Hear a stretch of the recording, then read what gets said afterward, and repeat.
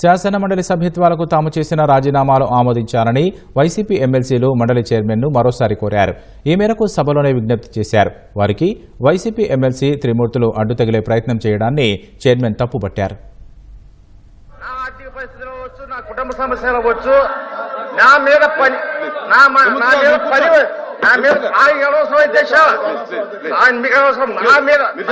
నా వ్యక్తిగత అభ్యంతరం అంటే నా కుటుంబ సమస్యలు కావచ్చు, లేకపోతే నేను పని చేయలేక నాకు మానసికమైన ఒత్తిడి కావచ్చు, దాని మూలంగా నేను రాజీనామా ఆమోదిస్తున్నాను అని తమరు మంచి మనసుతో మీరు చెప్తారని నేను వేడుకుంటున్నాను.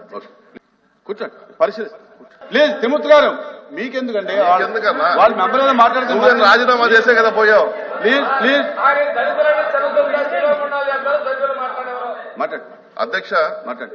ఇంచుమించు ఆగస్టు 30వ తేదీ అధ్యక్ష, గత సంవత్సరంలో మేము రాజీనామా చేయడం జరిగింది.